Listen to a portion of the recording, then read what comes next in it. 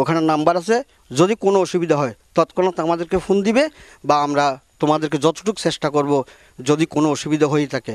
আশা করছি তো ওনারা প্রত্যেকেই এই গুজব থান্ন দিয়ে যেভাবে যেই বর্তমান যেই সরকার এই অন্তর্বর্তী সরকার যেই সরকার গঠন করছি ওই সরকারের সহযোগিতা করে বেলায় প্রত্যেকেরই যার যার অবস্থানে তোনারাতে সহযোগিতার হাত বাড়ান পারব। রাঙ্গুনিয়াত হিন্দু সম্প্রদায়ের লয় সাম্প্রতিক সম্প্রীতি অক্ষুণ্ণ রাখিবার লাই মত বিনিময় করছে বিএনপি নেতৃবৃন্দ। সম্প্রতি দেশব্যাপী হিন্দু সম্প্রদায়ের হামলার গুজব ছড়াইবার প্রতিবাদে উপজেলার পোমরা ইউনিয়নের মাইলেরহাট ইউনিয়নের 1 ও 3 নম্বর ওয়ার্ডের হিন্দু সম্প্রদায়ের লয় এই মত বিনিময় করা হয়।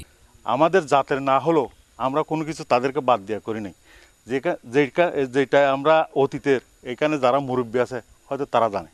আজকের এই আমাদের বন্ধন আজকের না, আমাদের বাপ দাদা থেকে শুরু করে আপনাদের পূর্বপুরুষ থেকে শুরু করে আমাদের পূর্বপুরুষ পর্যন্ত আমরা সবাই এই এলাকায় একই সমাজের মতো বসবাস করে আসতেছি। কিন্তু আজকে আমাদেরকে এমন একটা পর্যায়ে নিয়ে গেছে, কিছু মুখোশধারী হিন্দু, কিছু দেশ ত্যাগকারী শেখ হাসিনার লেসপেন্সার।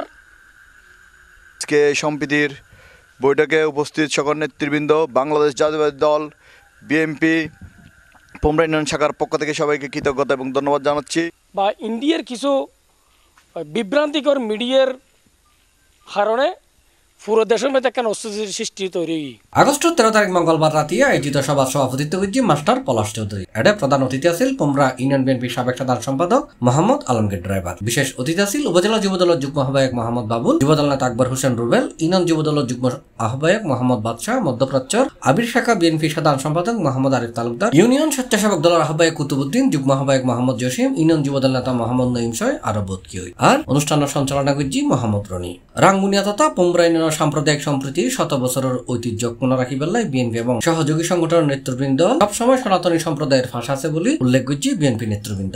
তবে এই ধরনের হনঘটনা কিংবা অপচেষ্টা নয় বলে জানাই সনাতনী সমাজের বাসিন্দা।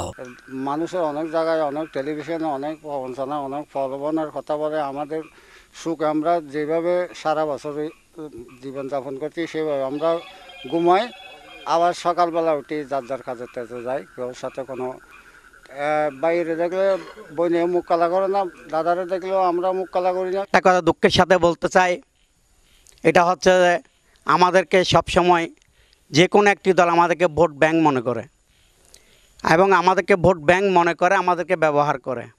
আমরা সবসময় ভোট ব্যাংক হয়ে থেকেছি, কিন্তু আমাদের আশা আকাঙ্ক্ষার প্রতিফলন আমরা সেখানে কখনো পাইনি।